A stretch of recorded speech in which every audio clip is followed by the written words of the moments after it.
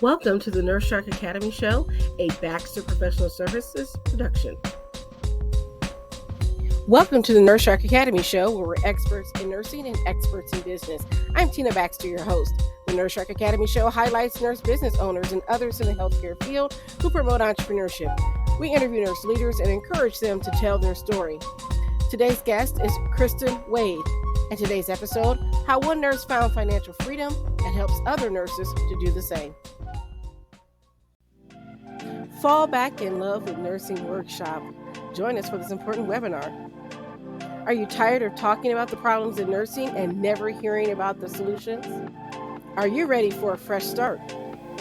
Come to our Fall Back in Love with Nursing webinar. I'll introduce the He, Me, We framework of entrepreneurship and the 12 principles of kingdom nursing. Don't be eaten alive. Join the Nurse Shark Academy and come feel the sun. Join us today at the nursesharkacademy.biz. Welcome to the Nurse Shark Academy Show. I'm Tina Baxter, your host. The Nurse Shark Academy Show highlights nurse business owners and others in the healthcare field who promote entrepreneurship. We interview nurse leaders and encourage them to tell their story. My mission is for you to own your seat at the table of nurse entrepreneurship, gaining confidence, skills, and freedom to live your life on your own terms. You will dream big and expand your consciousness as an entrepreneur. Join us each episode and support these wonderful nurse entrepreneurs and leaders. Today's guest is Kristin Wade. Kristin is from Albuquerque, New Mexico, and she is the owner of Fiscal Bliss Financial Coaching. Kristin was a nurse for almost a decade before leaving the bedside. Her passion is supporting healthcare workers with their financial goals through systems and accountability. Welcome to the show, Kristin. Thank you so much, Tina. I'm glad to be here today. And thank you for coming on. So tell me a little bit more about your nursing background, because I always ask the question of what made you become a nurse? Yes, absolutely. So it's kind of funny. I picked my specialty before I picked the profession. And I had a little cousin in the Newborn ICU, and I would go visit him and just was blown away by the care those nurses were giving him. And I was only 10 years old. I love to take care of babies. I love to babysit. I wanted to be a mom my whole life. So I'm like, wow, these people take care of babies. It's a really cool job. I want to do that. I shadowed a great family friend of mine for a summer, and then I was hooked. And I just knew I needed to be a nurse. I needed to help people, went through everything, and then I was happily a NICU nurse for almost a decade. That's amazing because, I love babies, but being a NICU nurse was terrifying to me. That was something I never wanted to do. I was always afraid I'd hurt the baby or something would happen. That is hilarious because it's either one or the other, right? I meet people who totally get it, and the peds world in general is exciting, and others who are like, oh no, not children. And I'm terrified of adults. And so I was very fortunate to have that, a beautiful career in nursing until it no longer served me. And I was able to switch over. So tell us a little bit about your journey as a nurse, because, it says you started out in the newborn NICU, but what was it like when you went to nursing school? How was that transition into becoming a professional nurse? Oh my goodness, it was a rough one. And I don't think I was alone in that feeling. So of course, worked hard in my undergrad, got good grades, and accepted into a nursing program here. And back in my day, that long ago, it was an accelerated 16 months to get your bachelor's. So we worked hard. We learned so much. I'll still remember to this day doing the drip calculations and actually getting the dripping of the IV. Yeah. I'm like, when are we ever going to use this? Funny story, I have since used that in times of COVID when pumps went missing. But, it was really an intense procedure of school. And then I jumped into the unit and had to start all over again with the education. So that's what a lot of new nurses don't understand, because you think, okay, I've got it. I went through school. I passed the NCLEX. I'm ready to go. But it's a learning process when you jump into being on the floor and it's, you're actually the nurse. Yes, it's so much to learn. Not only so I had a very niche specialty in the NICU, but everybody I talked to out of my peers, whether they were on an adult floor, outpatient clinic, it was a steep learning curve because not only are you supposed to be qualified because you have this shiny RN license, but people look to you for answers. Families don't know the difference between a seasoned nurse and a new nurse just based off of our badge. That's right. So having that confidence, but not being so confident that I wasn't open to learning, that was a big shift. It was a rough, probably first 2 years in the NICU. I think that's important for people to hear. So if you're not a nurse and you're listening to the show, it's important to know that there is a learning curve with anything that you're doing that's new. And you can't expect to go out there and be an expert in everything when you're just starting out. That wouldn't make sense. I mean, think about it this way. When we went to elementary school, it took us a while to learn how to tie our shoes, right? That was a big thing in order for you to get into kindergarten. You had to know how to write your name and know your telephone number. I remember that was important. We had to know our address and telephone number in order to go to kindergarten.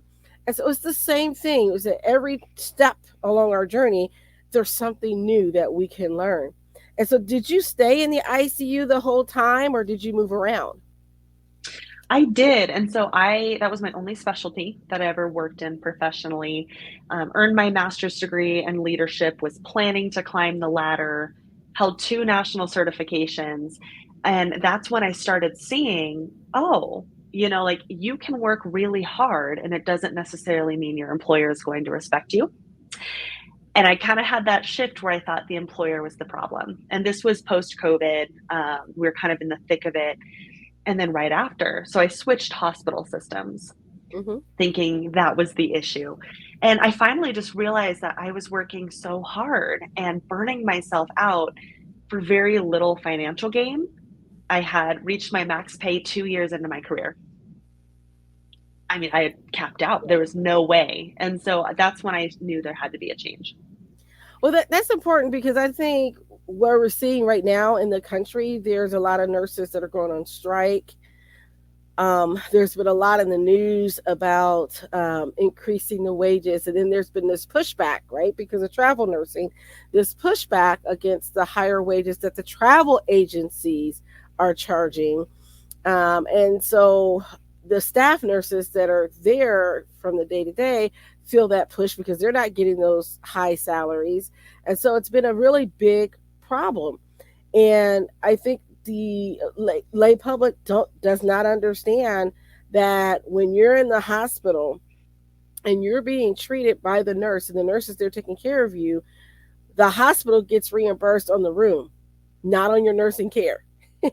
And I think we're all bundled into that. And I think that is a big problem because that makes you invisible as a nurse because you become a liability and not an asset.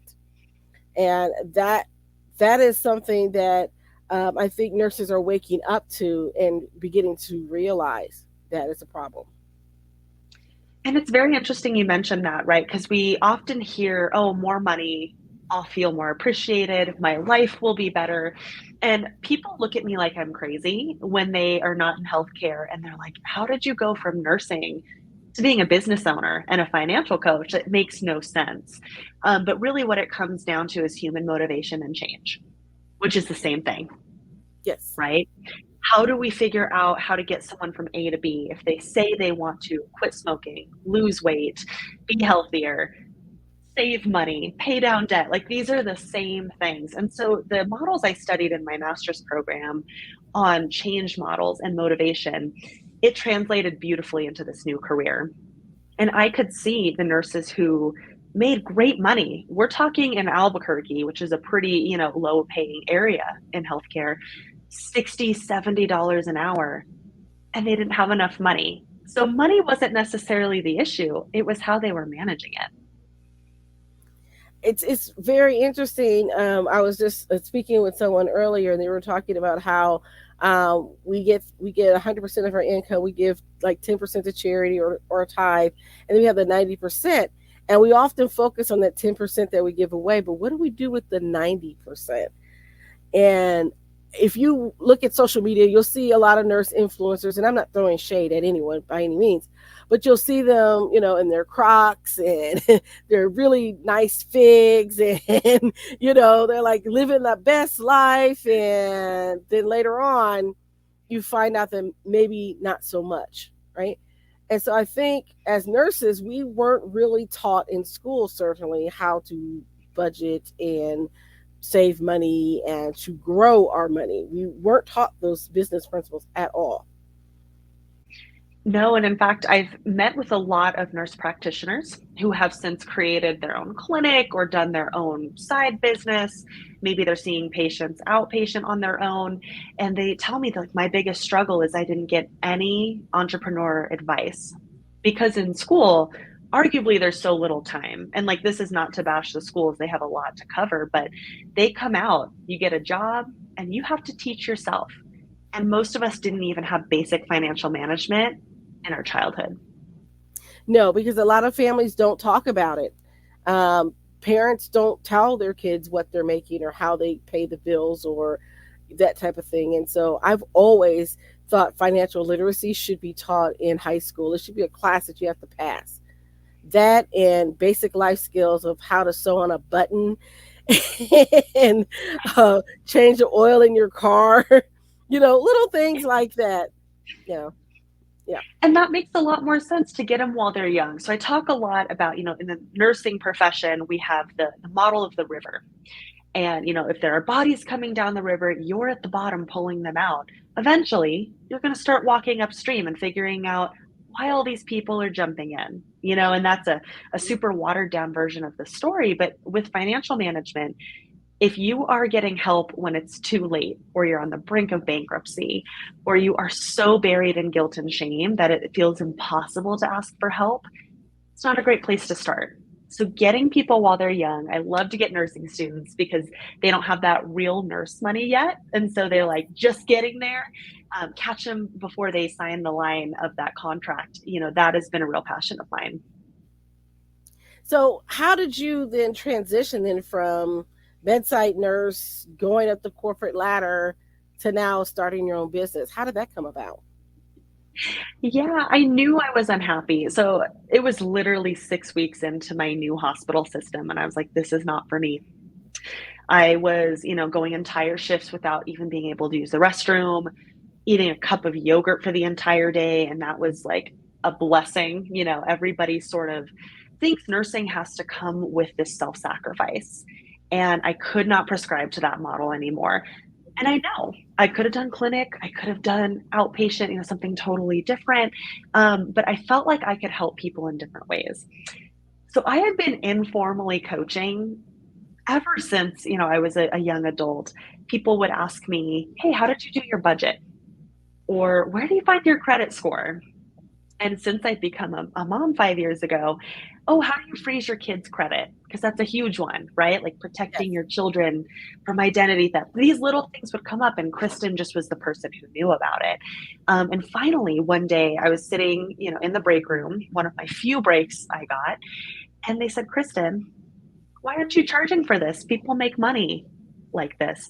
And I totally shut it down. I was like, I am a master's prepared nurse. I didn't go to school for money. I just enjoy this. But that planted a seed. And once I saw how I was feeling and I saw the burnout starting to happen, I was burnt out going home to my child. I was not enjoying my days off because I was just sleeping, surviving. I said, maybe I can make money. Lo and behold, I coached myself. I figured out how I could save up enough money to live for a year without income. And I said, okay, Kristin, you're going to try it. And if you fail, you can always go back to the bedside or do something different. And I have been so fortunate that I can both help people and take care of my family without that burnout I was feeling. That's wonderful. And so when you're making that transition then from a job where you have presumably benefits and 401k and that safety net, what was it like stepping into that entrepreneurial realm for you? It was terrifying. And I'm not going to lie, I stewed on it for several months. Like, I knew I always wanted to create a business. Like, I was the kid in fifth grade who created a business with my best friend selling McDonald's toys, like on the playground. I think we made $25 and I was stoked. So I knew this was coming, but that was very scary. The benefits, retirement, the stable paycheck, just being able to say, I'm a nurse, and people understanding that. Yeah. Now, trying to condense what I do without cheapening it is very interesting. But I hired a coach myself because I'm like, if I'm going to coach people, I need to believe in the process. Hired an amazing business coach, and she helped me work through some of the roadblocks of, you can buy insurance, right? Like, you can save money for retirement after you start making money. So a lot of the barriers that I had perceived to be problematic were really just my ego. Yeah. I think there for each entrepreneur, there might be similar paths, but maybe a different approach. And for some, they want to hold on to their 9 to 5, as I call it, because, like I do, because there's a benefit of having that, because I use that to kind of, fund my business and what I want to do, and have that safety net, right? That I still have, but then I have that freedom to do my own thing, which is exciting to me, which is helping other people get to do their own thing. And a lot of nurses, we don't have someone to help us when we start out in business. It's sort of like figure it out on your own. And which is why I wanted to be a startup coach for nurses, because I didn't want people to go through the experience I had to go through. And who better to understand a nurse's brain than another nurse? And I imagine that's for you in the financial industry. So how would you help us nurses do better financially? It's very interesting you say that, because, the first step when we're in trouble on the unit, we don't just sit there and flounder. Like, if we're going to press that code button, we're not going to run the code ourselves. It would make no sense. So why do we approach everything else in life as a solitary activity? Hmm? Let's ask for help. And it doesn't mean that you have to pay a ton of money or you have to invest in a huge coaching program. Breaking the stigma of healthcare workers should know better starts with just reaching out to a close friend, a trusted family member, and saying, hey, I could maybe use some guidance on this.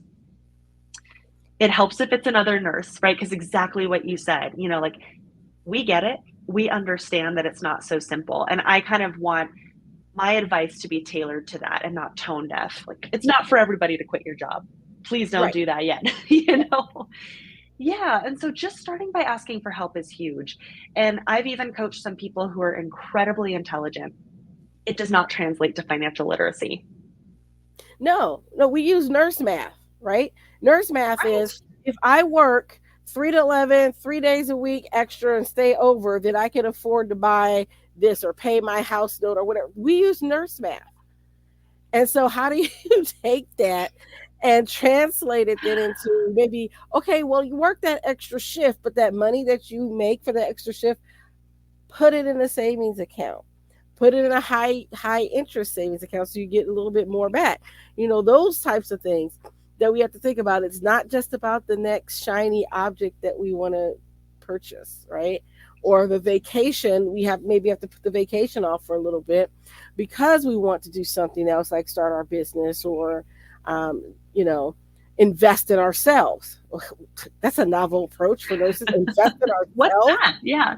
Yeah. Yeah. Yeah. And, sometimes it takes that little nudge. And so whether I sometimes compare budgeting and this big of a change to like losing weight. And it's a big shift in how you do things. It's going to be uncomfortable at first. But in order for it to be long term, you have to have a system that makes sense and that you're going to use. You could pay for any of these systems on Etsy. You could get spreadsheets. You could, figure out on YouTube, and the answers are out there. But that takes a lot of time that we just don't have. That's right. We're busy. Like, my niche, and yours as well, is busy healthcare workers who are trying to figure this out. without sacrificing time with their family, time at work. We don't have time to be messing around with tutorials and YouTube videos about all these topics. So kind of my approach is a system and accountability. Because if you have one or the other, like, it's not going to fly. And just getting started with something is better than nothing. I so agree. I so agree. I think that one of the things I noticed is that in healthcare, things aren't really geared towards taking care of the worker. It's, they say it's patient focused, although sometimes I question that too. But it's really geared toward making the hospital or making the unit or making the clinic run, right? And bringing in the revenue. It's really not geared toward fostering of an environment. And I think we need to change that.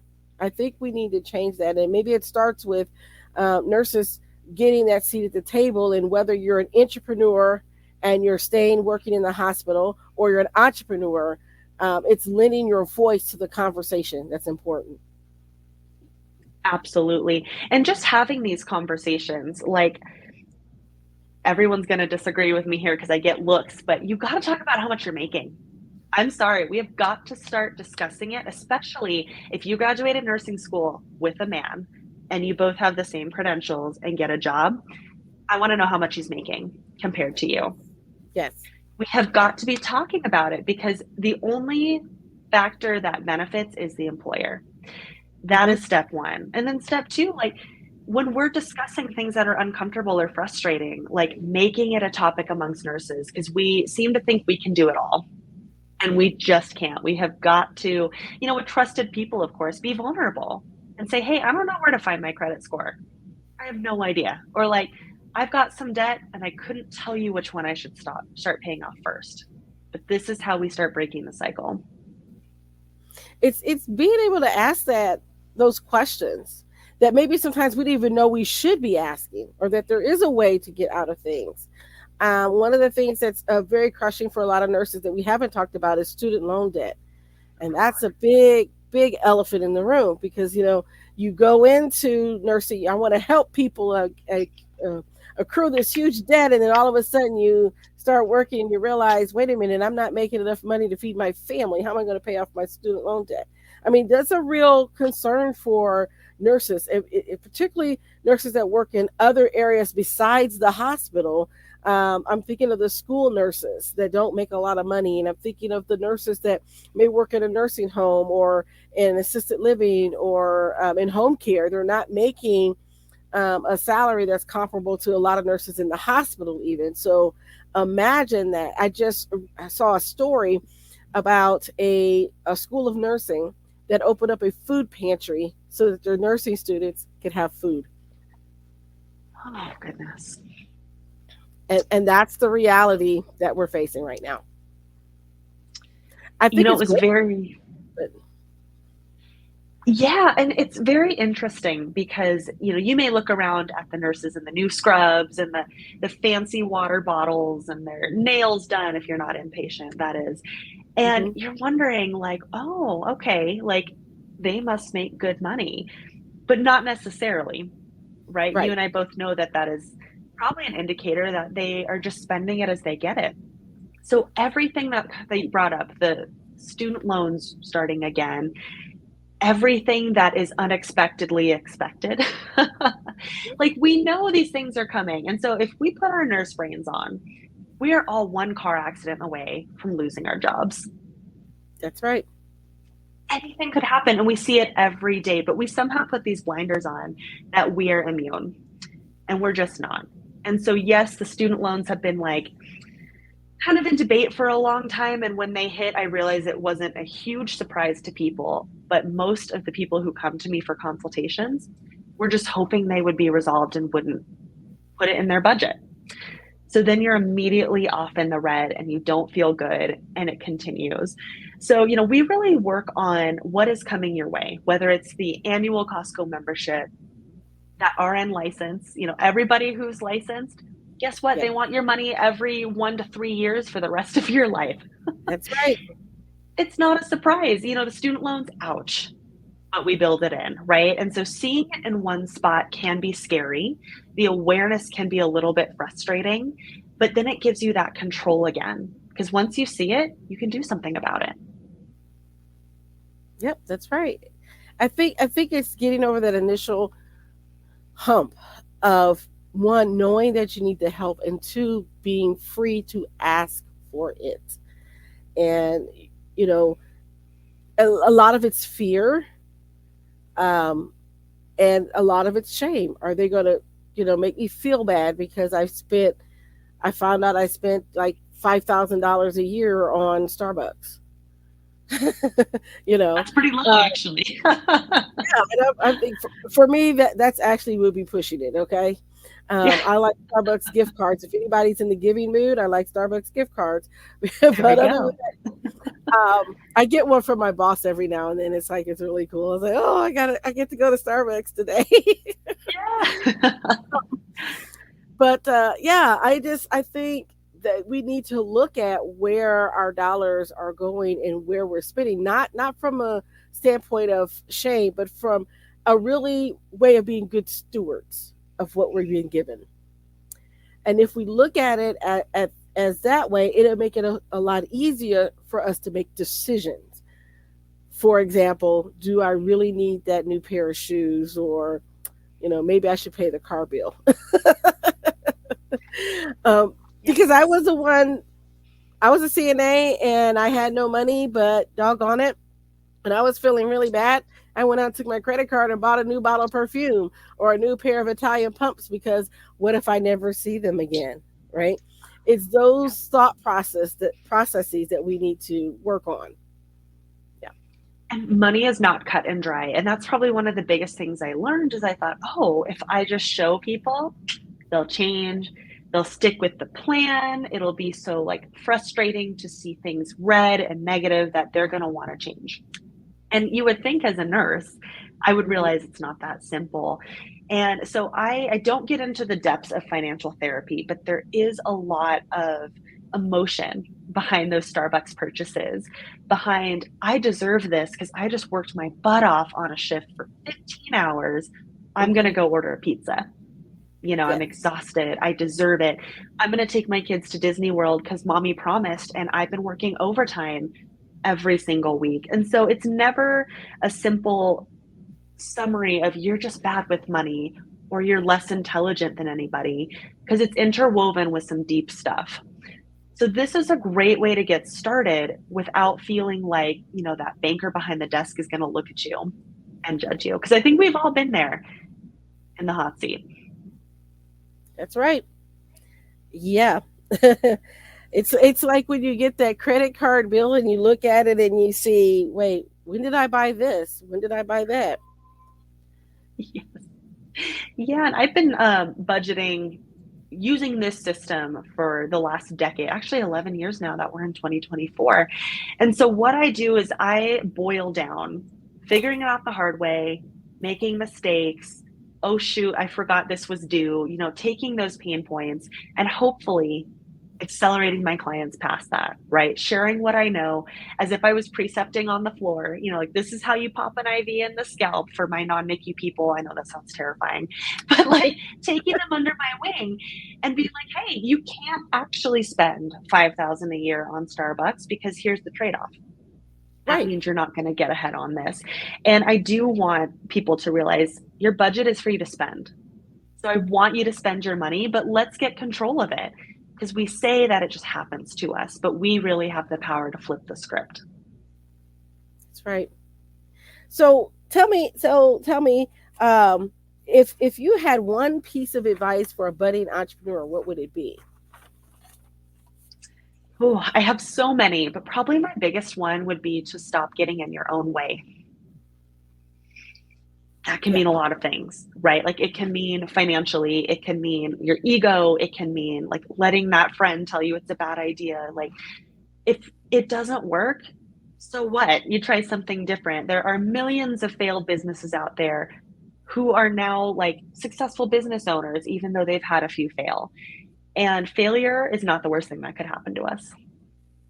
I always look at it. It's failure is the biggest failure is not doing anything at all. right? I mean, if you don't want to get to the end of your life and suddenly go, I didn't do anything.